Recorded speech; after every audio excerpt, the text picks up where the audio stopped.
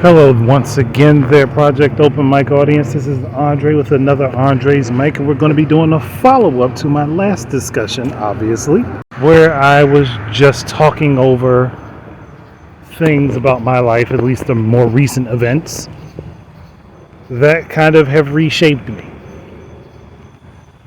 So I think I left off where I knew I had to take control of my mental health.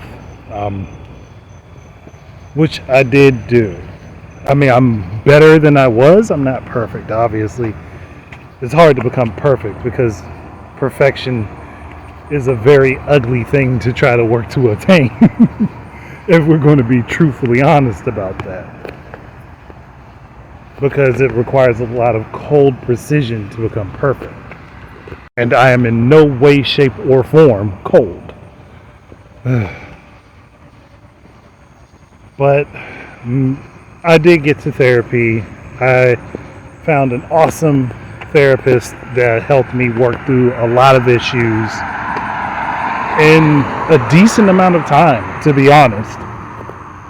I do know I need to get back into his office because there are plenty of other things that I need to talk over, especially with several different life changes that have happened. For one, I never expected to have any more kids. And I have another son, and I have a daughter soon to be born. So I was honestly never expecting to go beyond the children that I had with my ex-wife. And I can be honest that I felt a little bit of guilt because I can't be with my kids that are with my ex-wife. I think that bugs me the most because I do want to be with them. I do want to spend time with them. But we're so physically far apart, I can't. And on top of that, I can't even have them come visit me because the court order has no overnight or long-term stays at all. So I can't even have that. For example, my ex and her new husband went on their honeymoon. They were out of the country for a little while. During that time, I couldn't have my kids with me. They were with one of her friends. And that is something that horrifically bothers me down to my soul because I could have used that time to rebuild my bond with them, to work on my relationship with them going forward, and to be able to establish that, hey, I'm here. I want to be involved in your life. That's very hard to do when I don't know if their mother is actually letting them know I'm trying to contact them. I just really don't know. I try to be of good faith in this, that she would actually tell them that I want to talk to them, that I've tried to contact them, but I really don't know. I truly just don't know. And when I do see them in person, I don't get to spend one-on-one time with them or personal time with them. It's all cobbled together into a mess of potentially a couple hours, which gives me not much time to really work with. And I honestly think that's the way she prefers it to be. Because if they disconnect from me, then they would connect with her current husband. I don't care if they have a connection to him, though. I just want my connection to them. But he's their stepfather. Why would I have a problem with him having a connection to them outside of him potentially harming them? That's it. That would be my only concern. And I still have yet to have a one-on-one conversation with this man. I've put it out there that I want one. I put it out there that I'm open to it. I put it out there. But I have yet to be taken up on that offer. And I can't force you to want to talk to me. But if that's how it's going to be, that's how it's going to be. There's nothing I can do about that. And my wife now has also reached out to my ex and said that she would like to talk to her and get to know her. Nothing has come of that. I've even reiterated it myself multiple times. Hell, we have a group chat.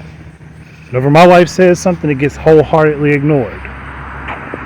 I say something, I get a response at least within that day. So I know for a fact she's holding some sort of personal grudge against my wife right now. And because even when her husband responds in our group chat, I don't ostracize him. I don't get angry at him. I respond like a normal person. But then again, there's several things that she has said in conversation that could drum up a fight that I have done my best to be patient and avoid because I'm not trying to give her fuel. I mean, for crying out loud, she thinks I'm stalking her on the internet, when I want to be as far away from her as possible.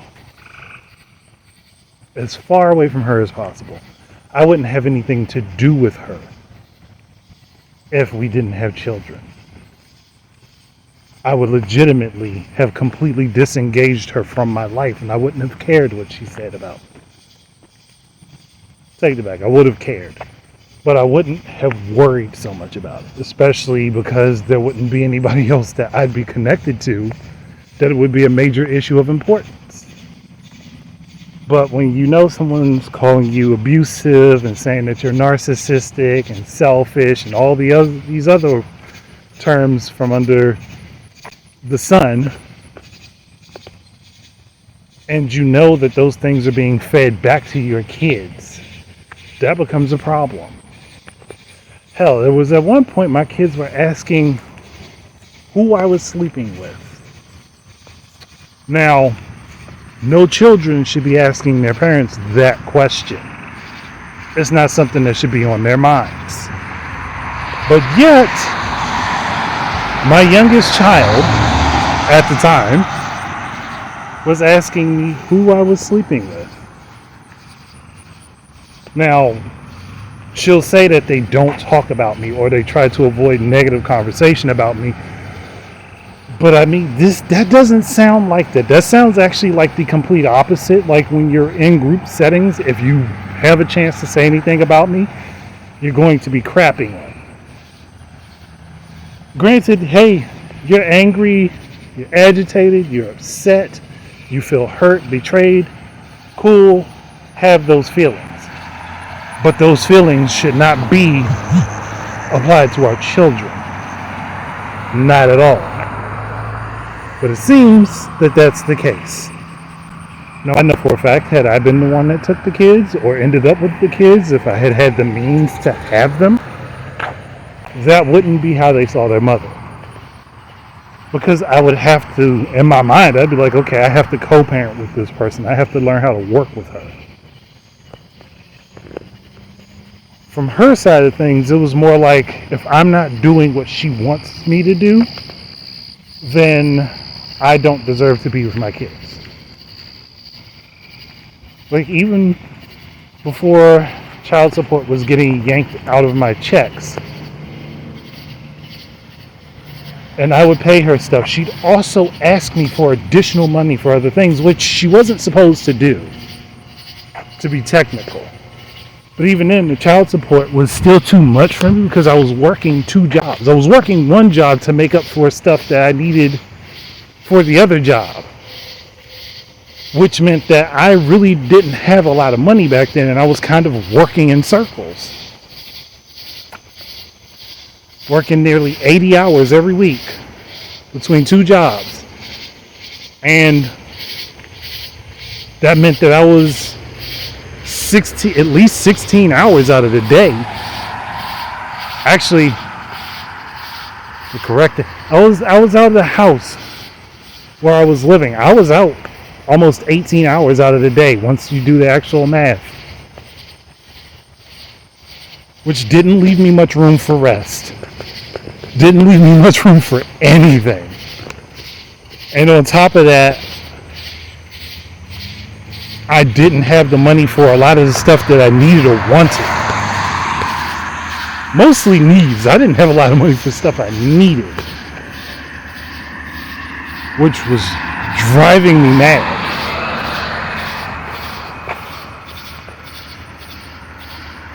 So I was really spiraling out of control with all of that.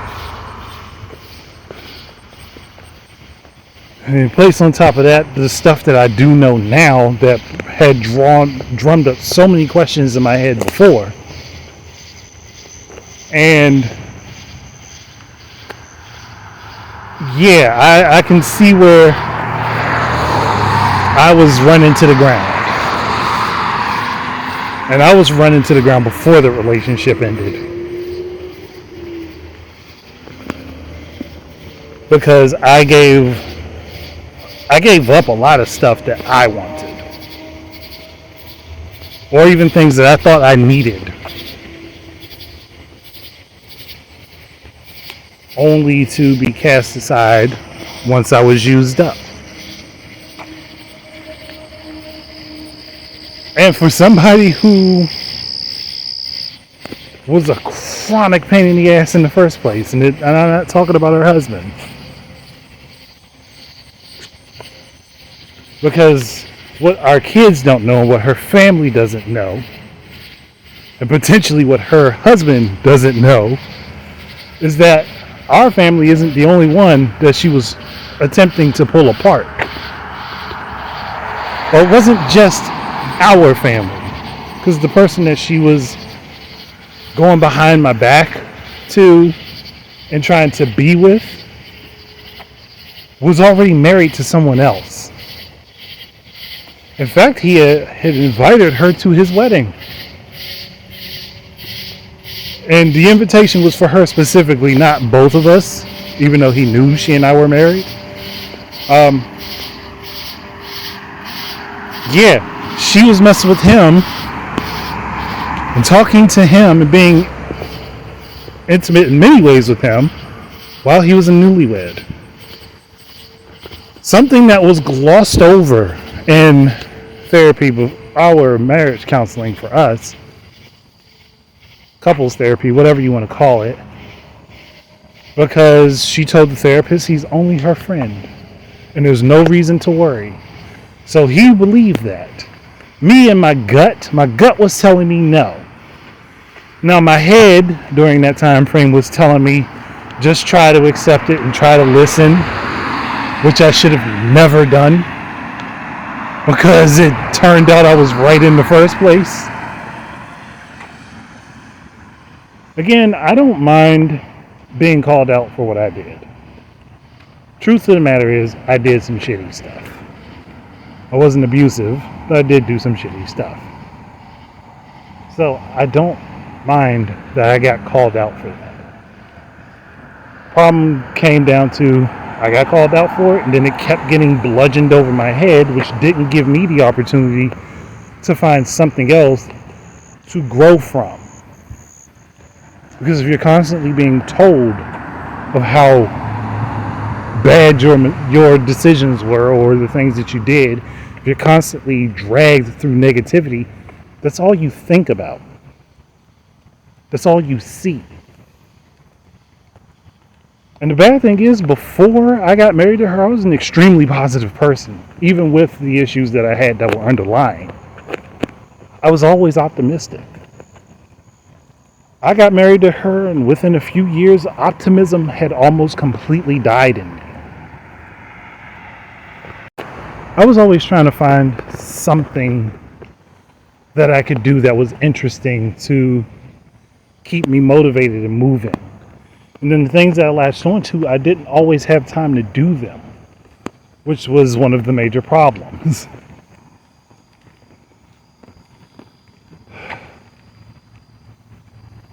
But I just know I was going through a lot of stuff.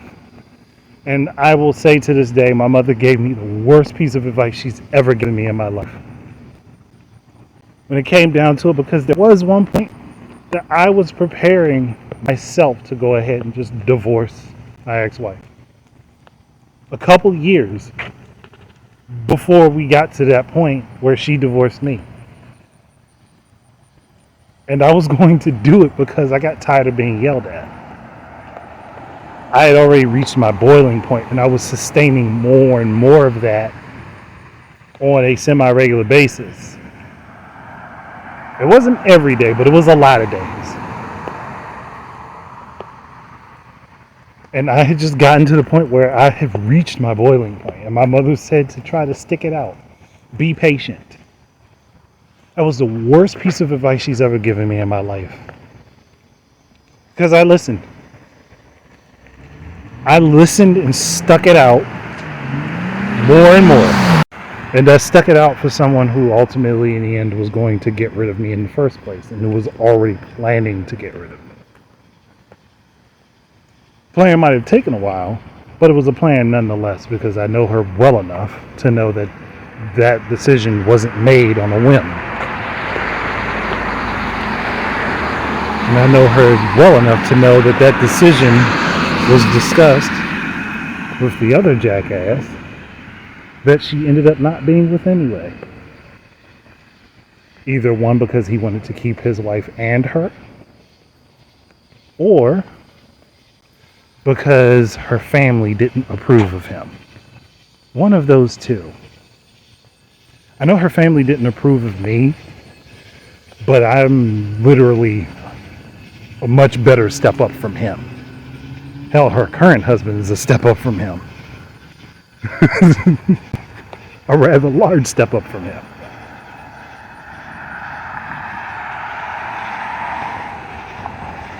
So, it's one of those two scenarios. I'm assuming it's more the second scenario where her family didn't approve of him.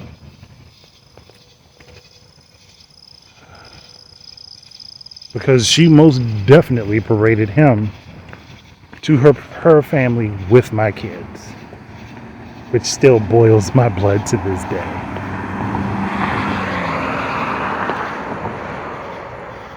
Because, hey, that guy had also had his wife pregnant when she was messing with him. Now that I think about it, he had also had another girl pregnant when she first messed around with him. And I can't say I am clean of that particular sin myself. Still bugs me to this day that I went to the lengths to do some of the things I did. And I can only admit that I went that far. Not likely to go that far again, but I still did it. So, yeah. So, I'm not trying to absolve myself, and I'm hoping no one's thinking I am. And even what happened it's not even that things didn't work out. It was the way everything went. I could have been perfectly fine with us divorcing and just keeping a speaking sort of relationship for our kids. I would have been fine with that. I would have been fine with, potentially mending a friendship and moving forward from there. I would have been fine with that. But I can't be fine with that if I get bashed and dragged and torn and ripped to shreds and lied about on social media, and I don't even get even a half-hearted apology, let alone a genuine one, for everything that was said about me. There's no go back and, say, okay, maybe I was exaggerating some things. No, there's none of that. There's only, well, he did this to me, so that means I'm a victim of everything that he could have ever done, or anything that I could have misconstrued and turned into something that he did, even though he didn't do it. Yeah, I'm not one for that. And I've let it be known, I am not her friend. I'm not friendly to her.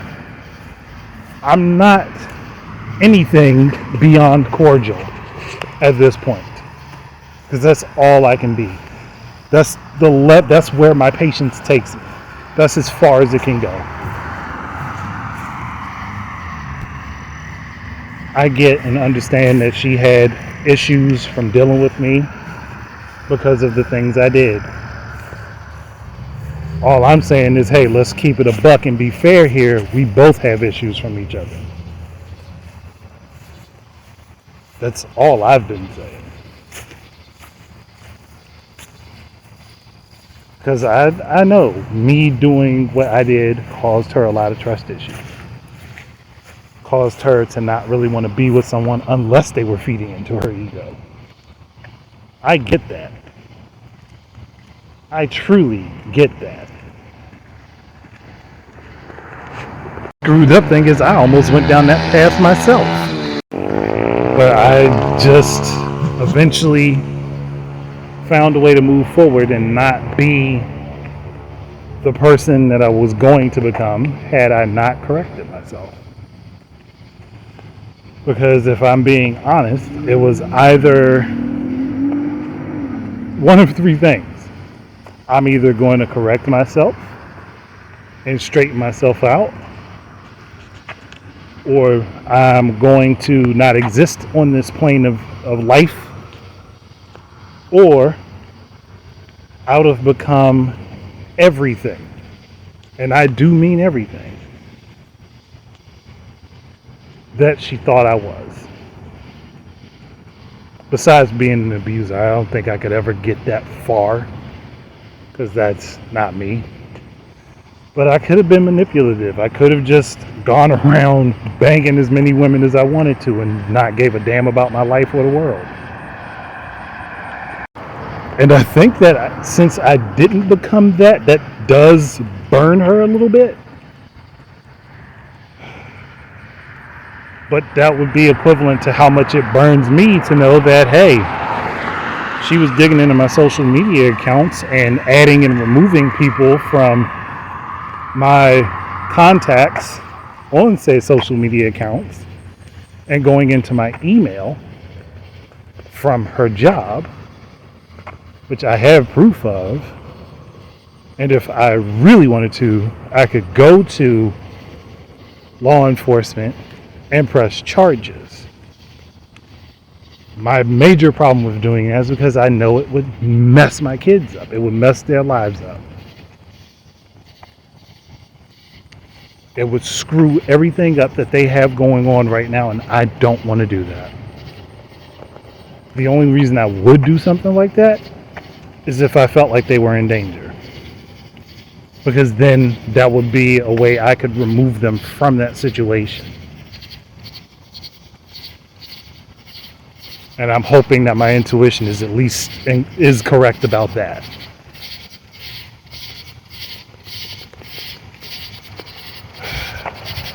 I know anybody listening to me is probably just hearing all the frustration coming out. And I will admit to this thing. When we had good days, we really were good. It was just that there were more bad days piling up than good days. And honestly, one thing that did make me end up practicing infidelity a little bit more, or as screwed up as it's going to sound, she actually treated me nicer when I did. It was like it was some sort of fear response. And I didn't realize it at the time. I just know that from whatever happened, yeah, she found out I'd be in the doghouse for a little while. But then after I got out of that, she treated me nicer, at least temporarily. And that felt better to be with than to constantly be yelled at or have jokes made about you, you know, like how my skin potentially was the color of shit. Yeah, she said that one to a mother, apparently. Well, no, not apparently. I was there for that now I'm thinking about it.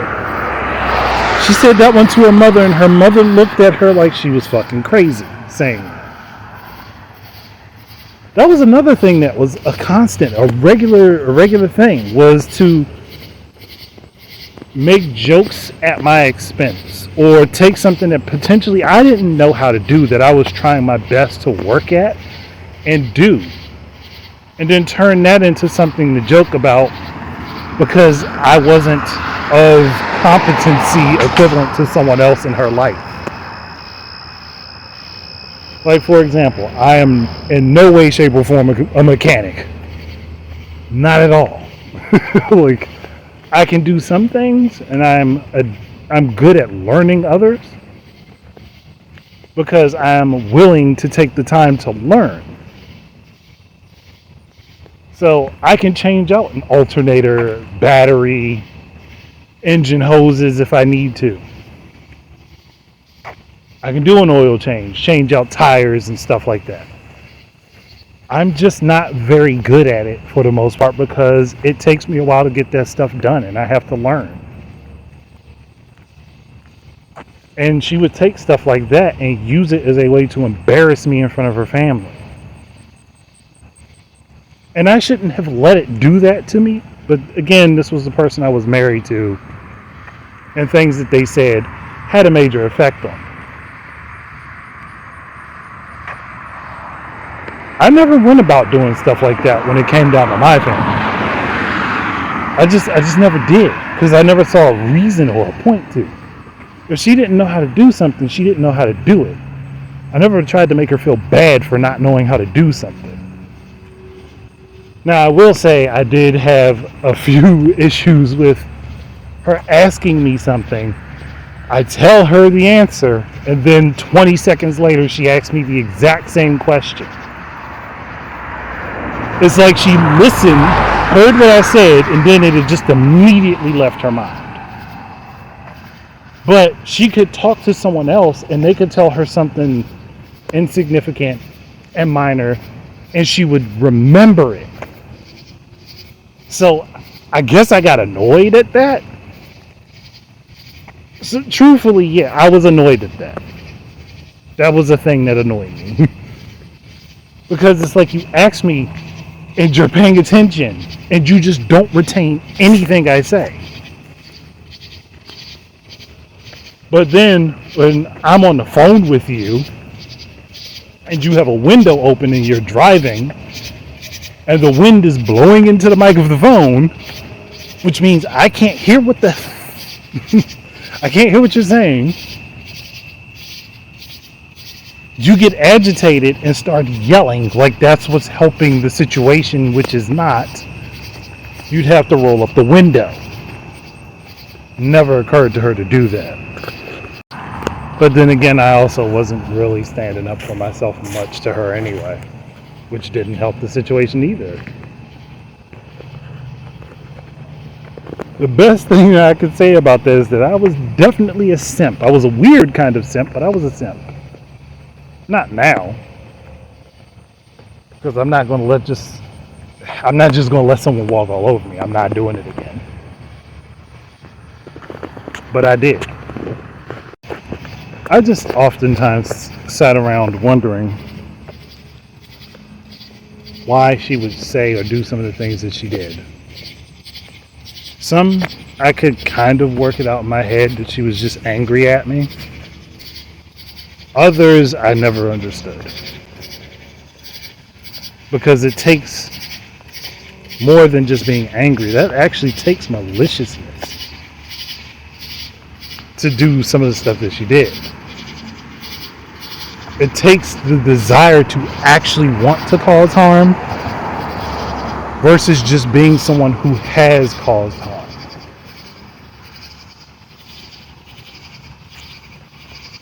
Because I never wanted to hurt her with what I did. I always felt ashamed of myself.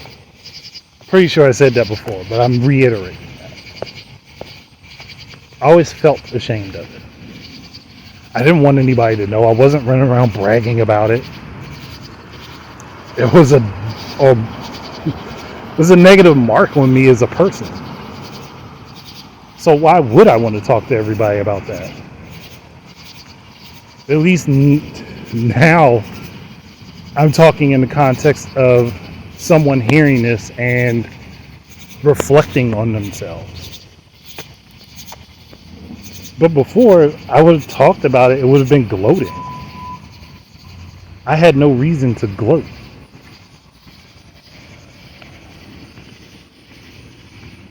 All I wanted to do was just ever forget any of it happened. Forget it ever happened. Gosh, I twisted my words up. But it just comes down to being very hard and very heavy to deal with, especially when you do something you don't want to do. You just don't want to do. And I know there are very few people who can understand that.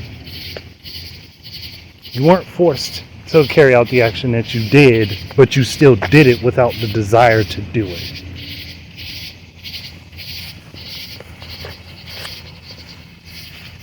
I think that's the big difference between how what I did plays out and what she did plays out. When she was dealing with someone else, she wanted to do it. There was no, I shouldn't be doing this, or I feel bad for doing this. At least that's what she's told me. I mean, because at one point she told me she did stuff for me because she felt guilty, only to come back and tell me she didn't feel guilty later. So if I'm to take at face value what she said later on, where she didn't feel guilty, then she wanted to do it and knew it would cause some sort of harm. But then again, also holding on to information for 10 years and pretending that it never happened can cause a few issues in and of itself. Like trying to redefine the word intimacy. Everyone can tell you what intimacy is. And she herself would even talk about being intimate beyond or aside from having sex. And then when I asked if she was being intimate with this other person during the time frame where she supposedly wasn't with him and they were just friends, and the thing that you can tell me is, yes, you were being intimate, like, then how do you think that's not cheating? I mean, before it was cheating, and then I guess when we started to divorce, it became not cheating. Or it became not cheating when she decided that she wanted to deal with the other jackass, but ended up not being with him. And dealing with him and bringing his wife and his kids, or their kids, because they weren't both his, but bringing his wife and their kids to our house, or our home at the time, while you're going out gallivanting with him, leaving our kids with his wife, while I'm at work. Yeah, says a lot. And then we'll go and lie and tell people that I was going about and sleeping with people and leaving our kids at home alone. I would really love to know when that happened, because it never did. And I want to see proof of this claim, because again, I know it didn't happen, but likely she will never hear this. And if she does hear this, she's going to be trying to hide from it. Because if she's really thinking she's going to jump down my throat on anything, I will release all of the information I have. And I've put that warning out with her specifically in mind, so she knows I'm not joking. It's just irritating that I would even have to say that, because I would prefer things be more peaceable, be more pleasant. We'd be able to work with each other. I'd be able to have my kids at least visit me for their summer vacation. But I can't do that. I can't get that. The thing is that for me to get any of that, it would require her cooperation, which I'm just not expecting. It would require her to let go of the grudge that she has against me, and for us to actually talk and fix things, at least mend them as much as possible. It's hard to do when someone spends their time trying to take digs at you or find ways to insult you. Just like the last time we were in person with each other. And that was because my family was having a cookout and they were invited. Snide comments and remarks under your breath and saying things openly to a large group of people like, hey, not all Capricorns are the same, because you're comparing your husband to me. Yeah, that doesn't make for a pleasant environment, does it? It doesn't make for an exchange of niceties. It doesn't make for a desire to communicate with you, to talk to you, to work things out with you. In fact, it does the exact opposite, which is what I believe is what's wanted. Because the less I communicate, the more it seems like I don't want to be in my kid's life, because that's the first thing that's thrown out there. If you don't want to talk to your kids, no, I want to talk to my kids. I want to be involved in their life. I just don't want shit to do with you. The problem is I can't have that. That's not reality. And I have to limit how much I expose myself to you, because I still have major issues with my anxiety from it that I have forced myself through every time I engage with you.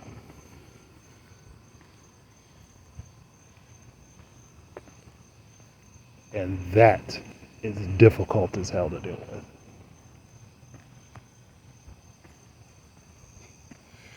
And I do apologize to everyone for putting all of this out there, but I'm hoping that it gives people some sort of insight. Yeah, I'm drilling a hole in myself to expose a lot of things. And I don't know what's too much right this moment. Because if I give too much, eventually someone's going to address me about it. Honestly, I would hope they would address me about it.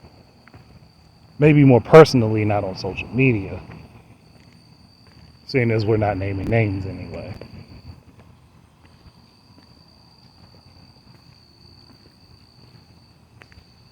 But it's like anything that comes from my perspective doesn't matter. It just doesn't. And the court system doesn't want to help me amend the situation, even though it will definitely help her take money out my pocket that I could potentially need.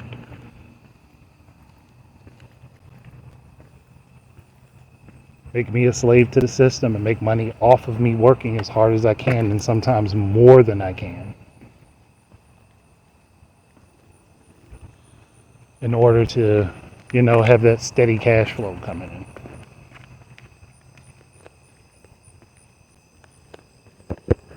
It sucks. And it is something that I've seen that a lot of men get emotional over. It is something that I have seen that a lot of men can't handle because they're not taught how to handle it. I wasn't either. I'm just one of the lucky few who ended up having a support system that kept them from going down the other path. That's it. That's literally it. I have family that actually will back me. They'll call me out when I do stupid shit, but they'll back me when I'm in the right. And that's all I need. That's all I could ask for.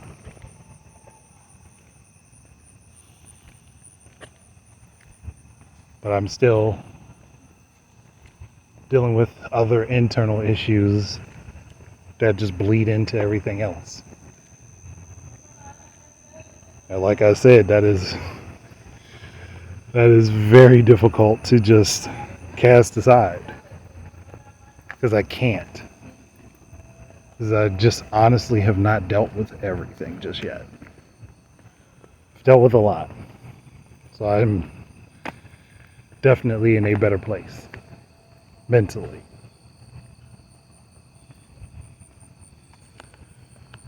But honestly, I'm not fully healed. I don't know if I'll ever be fully healed. I just know that I am not in position to have what I want right now.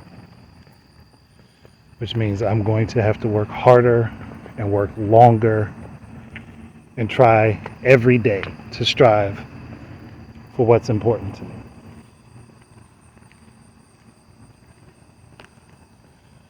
And I can only hope that in the end, that ends up meaning something.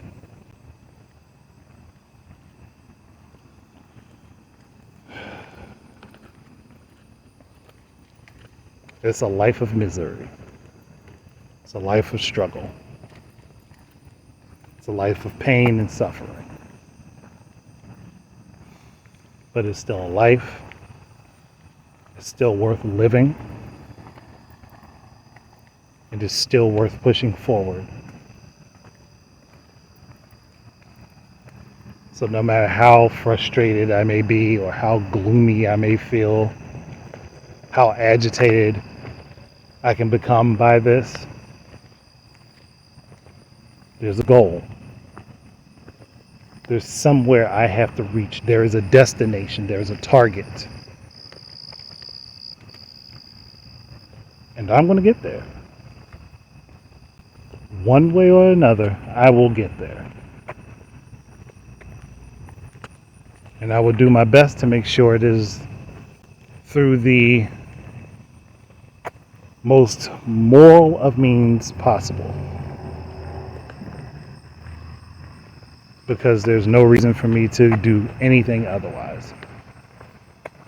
Because I can't become a good example for my kids if I start doing things through shady means. Which is what I am not going to do. But I think that this is a good place to stop. Again, I know I bared a lot of personal stuff here. I know I ran off on a lot of little mini tangents along with a larger tangent in the overall. But I'm also not worried about people believing me. You don't have to believe what I'm saying. You don't have to think that I am being honest or truthful. You don't have to. I know I'm putting out information or saying things about myself that people will probably ignore. That's not the whole point of this. I wouldn't be putting it out myself if I didn't know it was true. Simple as that. But also, I do believe that, hey, it will help somebody else to finds himself under the same frustrations. And I'm hoping it does reach those people. But all of that aside, I think it's about time to just go ahead and wrap it up and say the usual things, which is hope that you are in good health, mental, physical, and otherwise. And that if you aren't, that you can get the help to get there. But for now, I'm going to go ahead and end it here. And I do apologize for the background noise. As I always say, I do walk a lot. And I do expel my thoughts while I'm walking. One, it's a lot more comfortable for me. Two, it's easier to think. That might be the ADHD thing I'm talking about.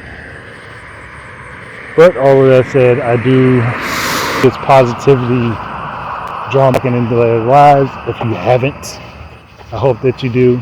And if you do currently, I hope that that continues. So that's it for me, everybody. Hope you all enjoyed or found a good lesson in this. But it's time for me to go. So, my phone. Sorry, I was dragging it out to try to unlock my phone because my screen locked up on me. So I do apologize for that. But peace out, everybody.